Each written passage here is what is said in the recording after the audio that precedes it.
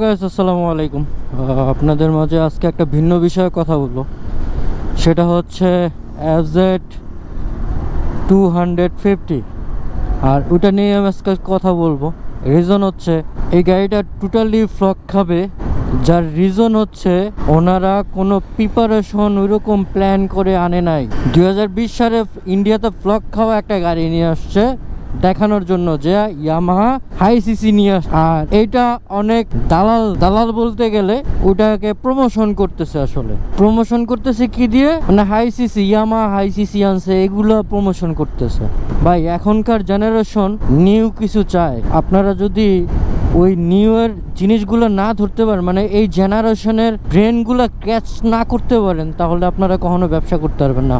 Totally block খাবেন, totally ব্যবসাটা বন্ধ হয়ে যাবে। এরকম সিচুয়েশন হবে, ব্যবসা বন্ধ হবে। কিন্তু আপনি যে নিউ মডেলগুলো আনতেছেন, এই নিউ মডেলগুলো আপনি সেল করতে পারবেন না। আপনার একটা মডেলে আপনার টার্গেট থাকে কম হইলেও 1 কোটি বাইক সেল করবে না। সেই জায়গায় যদি আপনার 50%ও সেল না হয়, সেক্ষেত্রে আপনার তো পুরো গাড়িটাই ফ্লপ। আপনার target fill up, that means কি আপনি দুইটা জিনিস, এটা নিয়ে 3টা গাড়ি আনছেন। এক নাম্বার হচ্ছে FZS ভার্সন 3, FZS ভার্সন 4। এই গাড়িগুলো টোটালি ফ্লপ। রিজন হচ্ছে আপনি এই জেনারেশনের মাথাটা ক্যাচ করতে পারেন নাই, তাদের ব্রেন ক্যাচ করতে পারেন যে এই জেনারেশন চাই। আপনি যদি এই জেনারেশনের অনুযায়ী আনতেন, আপনার এই গাড়িগুলো ফ্লক খাইতো না। আর যে গাড়ির ভিতরে যে ইনস্ট্রুমেন্টগুলো দেওয়া আছে খুবই বাজে। মানে এক কথায় লবণ বিক্রি করবো তো লবণ কিনতে হবে। বিষয়টা যদি এরকম হয়, ইয়ামাহা আস্তে আস্তে ডাউন হয়ে যাবে। আপনাদের যে মার্কেট ভ্যালু আছে, মার্কেট ভ্যালুটা আস্তে আস্তে পড়ে যাবে।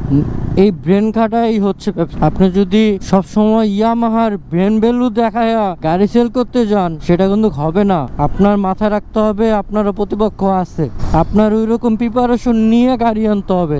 আপনার 2020 সালের মডেলের গাড়ি এখন আনবেন বাংলাদেশে, আর চিন্তা করবেন যে এরকম হাই সিসি তো অনেক আছে। আপনি প্রাইস দিচ্ছেন প্রায় এভারেজে 4.5 লাখ টাকা। হাই সিসি 300 সিসির গাড়িও তো আপনার 4.5 লাখ টাকার মতো পাওয়া যাচ্ছে। আপনার ইয়ামাহা এটা কেন নেবে? যদি এই জেনারেশনের আপনি ব্র্যান্ডে ক্যাচ না করতে পারেন, তাহলে আপনি এই জায়গায় ব্যবসা করতে পারবেন না। আপনার এই জেনারেশনের আগে ব্র্যান্ডটা ক্যাচ করতে হবে।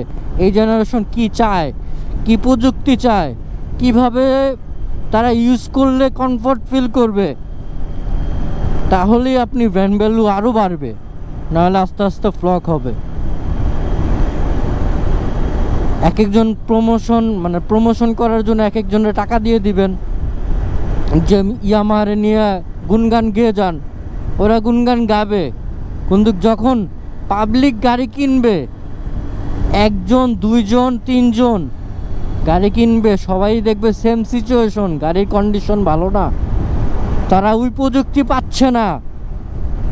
তাহলে আপনার আস্তে আস্তে কিন্তু ওই 3 জনের যে জানছে, মানে গাড়িটা কিনছে, ওই 3 জন থেকে আরও 10 জন ছড়াবে যে গাড়িটা ভালো না।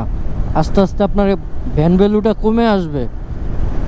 এখন যে আমি নিজেও ইয়ামাহা চালাই, এই সেগমেন্টগুলোতে দেখেন যেই প্রযুক্তি ওই টাইমটাতে প্রযুক্তি ছিল, যে সার্ভিসগুলো আমি এখনও পাচ্ছি।